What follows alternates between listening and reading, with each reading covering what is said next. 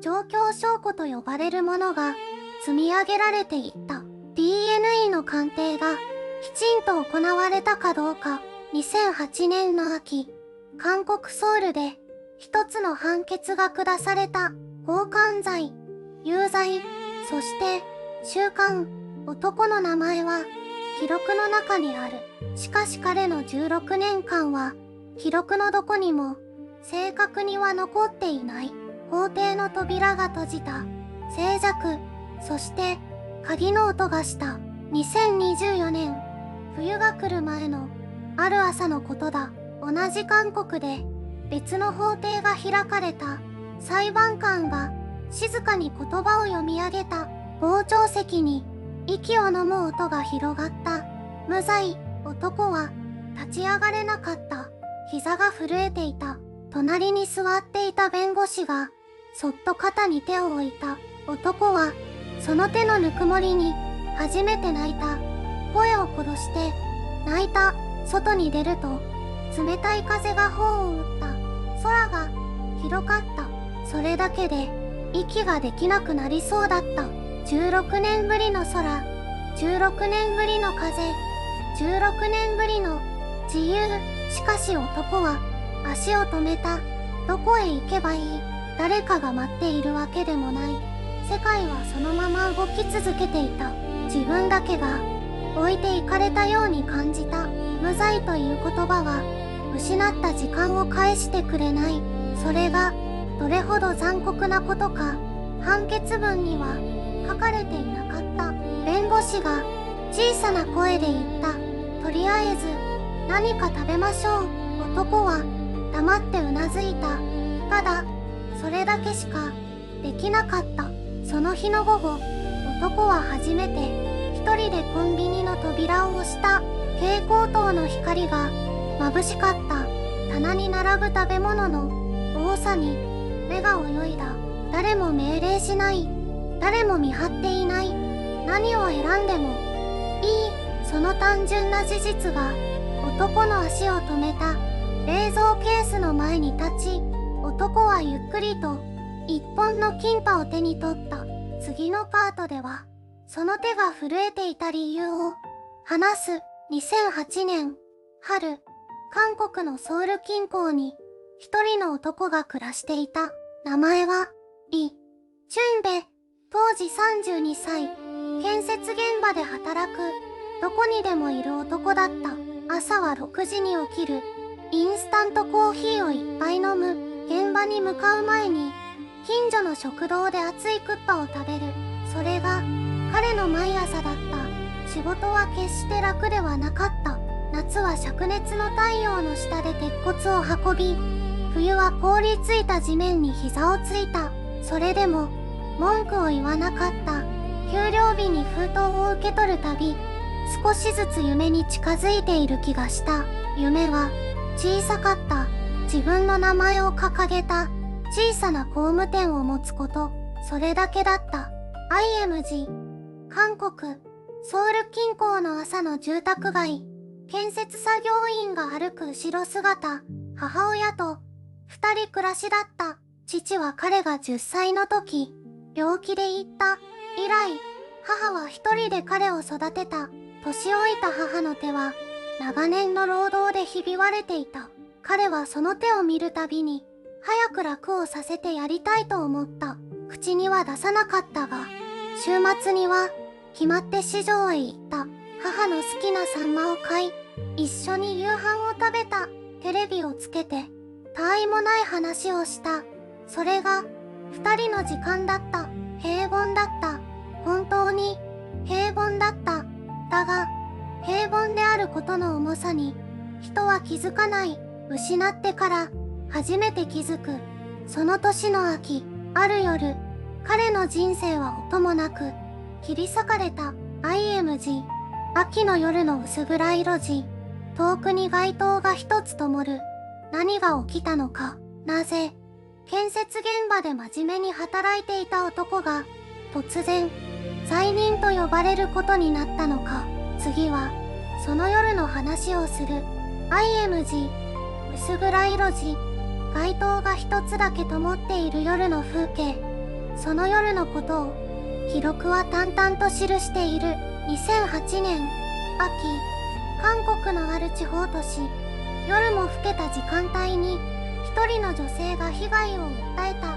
現場の近くにいた男が警察に呼び止められた。建設現場で働くその男だった。 IMG 工事現場のヘルメットと安全靴、泥のついた作業着、名前は公開されていない。記録の中ではただ被告人と呼ばれる30代独身、目立った前科はない。仕事を終えて帰り道にいた。ただそれだけだった。警察が最初に目を向けたのは場所だった。被害が報告された現場のすぐそばを歩いていた。時間帯も一致した。それだけで疑いは始まった。 IMG 古びた取調べ室。蛍光灯の白い光。取調べ室に連れて行かれた。何時間も椅子に座らされた。眠れなかった。弁護士がいたかどうかも記録は曖昧なまま語る。彼はやっていないと言い続けた。何度も何度でも。 IMG 積み重なった捜査書類と一本のボールペン。だが捜査は別の方向へ進んでいた。被害者の証言があった。目撃情報と呼ばれる話があった。状況証拠と呼ばれるものが積み上げられていった。 DNA の鑑定がきちんと行われたかどうか、その精度が後に問われることになる。当時それを疑う者はほとんどいなかった。 IMG 裁判所の重い木製の扉。裁判が始まった。彼は法廷に立った。スーツでもネクタイでもない拘置所の服のまま椅子に座った。弁護側は無罪を主張した。検察は証拠を並べた。判決が下りた。有罪、強姦罪、懲役16年。 IMG 閉まる鉄格子。遠ざかる光。扉が閉まった。鍵がかかった。外の音が遠くなった。彼の秋はそこで止まった。世界は動き続けた。季節が変わり、年が変わり、人々の暮らしは続いた。だが彼の時間だけがその一点に釘付けになったまま動かなかった。やっていない、その言葉だけを胸の底に沈めたまま、次は鉄格子の向こう側で何が待っていたかを話す。そしてなぜ16年後に全てが覆されることになったのかを。 IMG 蛍光灯の冷たい光が差し込む薄暗い取調べ室。逮捕から48時間が経った。取調べ室の椅子は硬かった。背もたれに角があり、長く座ると腰が痛んだ。彼はその椅子に何時間も縛り付けられた。やっていない。同じ言葉を何度繰り返したかもう覚えていない。 IMG 刑事が書類を机に叩きつける場面。刑事たちは交代で部屋に入ってきた。一人が怒鳴る。もう一人が静かに諭す。そしてまた怒鳴る。圧力の形は変わっても目的は一つだった。認めさせること。彼の供述書にサインを取ること。 IMG 証拠書類が積み重なった検察の机。検察が組み立てた証拠は3点あった。被害者の証言、現場に残されたとされる痕跡、そして曖昧な目撃情報。一見揃っているように見えた。だがよく見るとほころびがあった。目撃者の証言には時刻のズレがあった。現場の痕跡は採取方法が記録されていなかった。被害者の証言は最初の供述と微妙に食い違っていた。その食い違いを弁護側は指摘した。法廷は聞かなかった。 IMG 傍聴席が静まり返った法廷の様子。裁判は2年かけて進んだ。彼は毎回法廷に立った。スーツを着て背筋を伸ばして言い続けた。やっていないと。判決の日、裁判長の声は淡々としていた。感情がなかった。まるで天気予報でも読み上げるように、その言葉は告げられた。有罪。懲役16年。IMG。手錠をかけられ、法廷を後にする男性の後ろ姿。傍聴席にいた母親が、崩れ落ちた、声にならない声で、何かを叫んでいた。彼は振り返らなかった。振り返ることができなかった。廊下を歩きながら、彼は一つのことだけを考えていた。16年。自分は今、30代だった。出所するとき、50代になる。その計算が頭の中で何度も繰り返された。感情ではなかった。ただの数字だった。感情はまだついてきていなかった。IMG。護送車の小窓から見える夕暮れの空。護送車の窓から空が見えた。夕日が街をオレンジ色に染めていた。美しかった。それが外の世界を見た最後の景色になった。鉄の扉が閉まった。次はその扉の向こう側で16年という時間が一体どのように流れたのかを話す。鉄の扉が閉まった瞬間、外の音が消えた。夕日の橙色も風の匂いも全部が遮断された。残ったのはコンクリートと鉄と時間だけだった。IMG。薄暗い独房。天井から差す細い光の筋。週刊初日の夜、男は天井を見つめた。30代だった。出所するとき、50代になる。その数字がまた頭の中を流れた。感情ではなかった。まだ、ただの計算だった。日課は決まっていた。起床、食事、作業、就寝、それだけだった。自分で選べるものは何一つなかった。食事の時間も、入浴の時間も、弁当が消える時間も、全部が誰かに決められていた。自由とは何か、失った時、初めてその輪郭が見える。IMG。刑務所の食堂。同じ食器、同じ椅子、同じ時間に並ぶ男たち。食事は毎日ほぼ同じだった。白いご飯と、決まったおかず。最初の数年は、それが苦痛だった。やがて、苦痛だということも感じなくなった。慣れが、感覚を削っていった。それが、もっと怖かった。5年が過ぎた頃、男の中で何かが変わり始めた。怒りでも、悲しみでもない、静かな、冷たい確信だった。自分は、やっていない。その一点だけが、砂の中の岩のように、揺るがなかった。IMG。独房の壁に刻まれた細かい傷、数を数えるような線。6年、7年、8年、外では季節が巡り、誰かが生まれ、誰かが死んでいた。男には届かなかった。面会に来る人間も、年を追うごとに減っていった。世界は、静かに彼を忘れていった。眠れない夜もあった。壁を見つめながら、自分が本当に存在しているのか疑う夜もあった。それでも朝は来た。扉が開き、同じ食事が並んだ。男は箸を持ち、口に運んだ。生きることは、時に、ただそれだけだった。IMG。刑務所の窓から見える、小さな四角い空。10年を超えた頃、ある弁護士が動き始めた。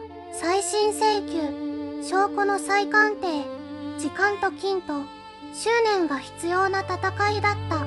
男はその話を聞いた。静かに、うなずいた。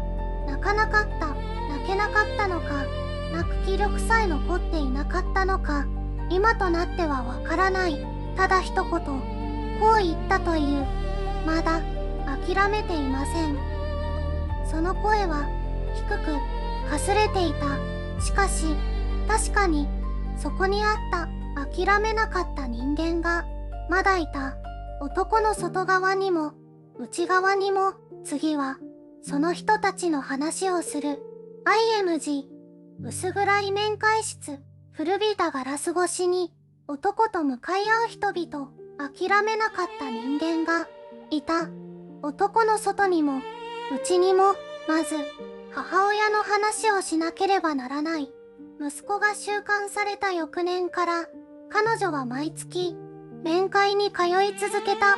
交通費を工面するために、近所の工場で夜間の仕事を掛け持ちした。足が腫れても、腰が悲鳴を上げても、月に一度の面会だけは欠かさなかった。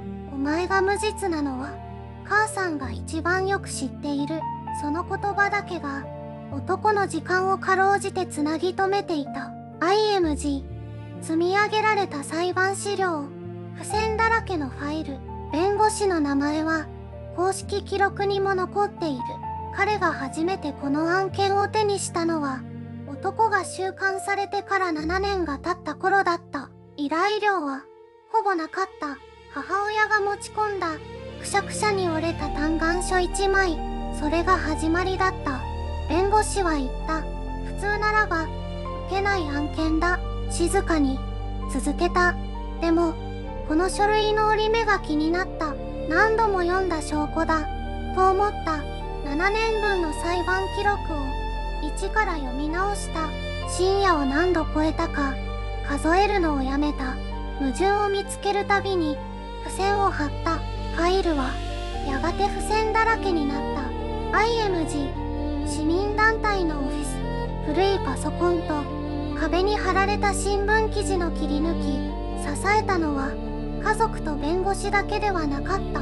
小さな人権団体が、この事件を取り上げた。スタッフは数人。予算は乏しかった。それでも、彼らは署名を集め、声明を出し、メディアに問い続けた。なぜ、再審を認めないのか。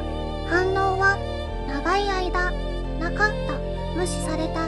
門前払いもあった。それでも、やめなかった。やめられなかった。という方が正確かもしれない。IMG。夜の街灯。一人歩く。シルエット。諦めないことは、美しくない。泥臭く、地味で、報われない時間の方が、圧倒的に長い。誰も見ていない場所で、誰も褒めない作業を、続けること。それが、この戦いの実態だった。男が独房で壁を数えていた夜に、外では誰かが書類を読んでいた。男が食事を機械的に飲み込んでいた朝に、外では誰かが電話をかけていた。時間は、ゆっくりと、しかし確実に積み重なっていた。そして15年目、1枚の鑑定書が、新たに発見される。15年という歳月が、何を意味するか、壁に刻んだ線の数ではない。食べた食事の回数でもない。奪われた朝の数だ。IMG。薄暗い照明の下、一枚の書類が机の上に置かれている。その書類が発見されたのは、ある法律事務所の倉庫だった。棚の奥、段ボール箱の底、誰も手を触れていなかった紙の束の中に、それは眠っていた。一枚の鑑定書。書かれた日付は、事件から間もない頃のものだった。内容は、短かった。しかし、その短さが、すべてを変える力を持っていた。DNA 型が、一致しない。当時の捜査官は、この鑑定書を証拠として提出しなかった。なぜか、記録には残っていない。意図的だったのか、見落としだったのか、今となっては確かめる術がない。ただ、一つだけ確かなことがある。男が法廷に立ったあの日、この紙は存在していた。IMG。古びた鑑定書のクローズアップ。日付と署名が見える。再審請求チームが、その一枚を手にした夜、事務所に沈黙が落ちた。誰も言葉を発しなかった。発せなかった。一人の弁護士が、ゆっくりと、椅子に深く沈んだ。目の前にある紙が、何を意味するかを、全員が理解していた。だから、誰も動けなかった。証拠は、ずっとそこにあった。男が独房で眠れない夜を過ごしていた間も、初めての面会を断られた日も、母親の訃報を知らされた朝もずっとこの紙は段ボールの中で静かに待っていた。 IMG 事務所の窓から見える夜景、チームの影が映る。さらにもう一人の人物が現れた。当時の捜査に関わった元捜査員。引退後長年沈黙を守ってきた人物が弁護チームに接触してきたのだ。証言すると老いた声で彼はこう言った。ずっと気になっていたと。真実のかけらが一つ一つ集まり始めていた。点が線になろうとしていた。 IMG 弁護団が証拠を並べ話し合っている場面。泥の中を這い続けた時間がようやく輪郭を帯びてきた。それは希望と呼ぶにはまだ早すぎた。しかし確かに何かが動き始めていた。最新の申請書に署名が入れられた夜、男はまだ何も知らなかった。 IMG 薄暗い法廷、積み重なった書類の山。弁護士の手がゆっくりとページをめくる。再審請求書に署名が入れられた夜のことだ。男はまだ自分の名前が法廷で呼ばれる日が来るとは思っていなかった。希望という言葉をもう何年も使っていなかった。弁護チームが動き始めたのは2016年の秋だった。一通の手紙が事務所に届いた。差出人は誰も予期しない人物だった。事件当夜あの場所にいたと便箋にはそう書かれていた。 IMG 古びた封筒、手書きの文字、震えた筆跡、老いた声で彼は言った。ずっと気になっていたと。その証人は70を超えていた。長い沈黙の理由を彼はこう語った。怖かった。関わりたくなかった。でももう時間がないと感じた。と弁護士は静かに録音ボタンを押した。証言は3時間に及んだ。その中に決定的な一言があった。男が犯行時刻、その場所にいなかったことを示す具体的な記憶だった。 IMG 法廷、傍聴席が埋まっていく。静かな緊張感が開かれたのは翌年の春だった。検察は当初の証拠を守ろうとした。しかし一つ一つほころびが見え始めた。当時の鑑定書に重大な手続き上の欠陥が発見された。目撃証言は実は誘導尋問の産物だった可能性が記録から浮かび上がった。点が線になった瞬間だった。 IMG 弁護士が立ち上がる。法廷の沈黙。裁判長が書類を手に取った。静寂が法廷を包んだ。傍聴席の誰もが息を飲んだ。男の手が膝の上でゆっくりと握られた。腹判決を破棄する。たった6文字だった。たった6文字が16年をひっくり返した。男はすぐには立ち上がれなかった。隣に座る弁護士が肩に手を置いた。それでも足が動かなかった。体が自由というものをまだ知らなかった。教書の扉が開いた日のことは次のパートで話す。外の空気がどんな匂いだったか、そして彼がなぜコンビニのキンパの前で足を止めたのか。 IMG 夕暮れの空、重い扉がゆっくりと開いていく。扉が開いた。2009年の秋、韓国のある刑務所。朝の8時過ぎ、男は一歩踏み出した。16年ぶりに踏むアスファルトの感触。それだけで足の裏が震えていた。空気が違った。匂いが違った。排気ガスと枯れ葉とどこかの食堂から流れてくる出汁の匂い、混ざり合った雑然とした世界の匂い。それを肺いっぱいに吸い込んだ瞬間、涙が出た。声は出なかった。ただ涙だけが止まらなかった。弁護士がタクシーを呼んでいた。男は、その間、ずっと空を見ていた。タクシーを降りてすぐ、目に入ったのが、コンビニだった。弁護士が言った。何か食べますか？好きなものを。好きなもの。その言葉が、うまく飲み込めなかった。16年間、食事は選べなかった。出されたものを、決められた時間に、決められた場所で食べる。それが、男の知っている、食事、だった。コンビニの中へ入った。蛍光灯が、白く明るかった。棚に、色とりどりの商品が並んでいた。菓子、飲み物、弁当、おにぎり、そして、冷蔵ケースの中の、薪のり。男は、その前で、立ち止まった。透明なパッケージ越しに見える、白い飯と、緑の海苔、何でもない、ありふれた食べ物。値段は、数百ウォン。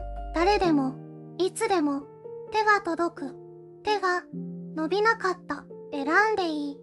その事実が、怖かった。16年分の、選べなかった時間が、1枚のパッケージの前で、一気に押し寄せてきた。これを選んでいいのか、本当に、自分が、自由なのか、その実感が、まだ体に馴染んでいなかった。男は、ゆっくりと、それを手に取った。レジへ持っていく途中、足が、止まった。泣いていた。声を殺して、棚の前で、泣いていた。弁護士は、何も言わなかった。ただ、隣に立っていた。コンビニの店員が、困ったように、視線をそらした。それでよかった。誰にも、説明できなかった。なぜ泣いているのか、自分でも、うまく言葉にできなかった。嬉しいのか、悲しいのか、両方だった。無罪が証明された。16年が、戻ってくることは、なかった。国から支給される保証金の額が、後に発表された。算出の根拠は、逸失利益、と、精神的損害、数字は、あった。けれど、男が失った16年に、本当の値段をつけられる計算式など、どこにも存在しなかった。トラウマは、続いた。自由な空間で眠れなかった。広い部屋が、怖かった。選択肢が多すぎる場所では、動けなくなった。体は外に出たのに、心はまだ、あの壁の中にいた。変わったこと、変わらなかったこと、男の人生には、空白がある。20代と30代のほぼすべて、その空白は、うずまらない。ただ、あのコンビニの、薪のりの味だけは、覚えている。と言った。世界で一番、美味しかった。と、それが、16年の重さだった。この物語の最後の言葉は次のパートで語る。16年。その言葉をただの数字として聞いた人はどれだけいるだろう。20代のすべて、30代のほぼすべて、人が恋をして仕事を覚えて誰かと食卓を囲む、その時間のすべてが彼にはなかった。無実だった。それだけは、今、証明されている。彼を陥れた証言は、崩れた。証拠は、書き換えられていた。司法の歯車は、間違った方向に回り続け、16年間、誰も止めなかった。止められなかったのではない。止めなかったのだ。彼は今、どこかで生きている。新しい名前でも、古い名前でも、あのコンビニのキンパの味を記憶の中に持ちながら、世界で一番美味しかったと言った。その声は怒りではなかった。悲しみでもなかった。ただ静かだった。それがかえって重い。この国では冤罪被害者への国家保障が存在する。しかし金額には上限がある。失われた時間に値段がつく。16年分の値段が、それで足りると誰かが決めた。あなたは足りると思うか。司法は間違える。人は間違える。それ自体を責めることは難しい。けれど、間違いに気づいたとき、どう動くか、それだけが問われる。彼の話は終わった。彼の人生はまだ続いている。扉の前で立ち止まった男が小さく息を吸って一歩を踏み出した日から時間は動き始めた。遅すぎると思う人もいるだろう。それでも動き始めた。最後に一つだけ、あなたの隣に今も扉の前で立ち止まっている人がいるかもしれない。名前も知らない、顔も見えない、誰かが世界で一番美味しいキンパをまだ食べられずに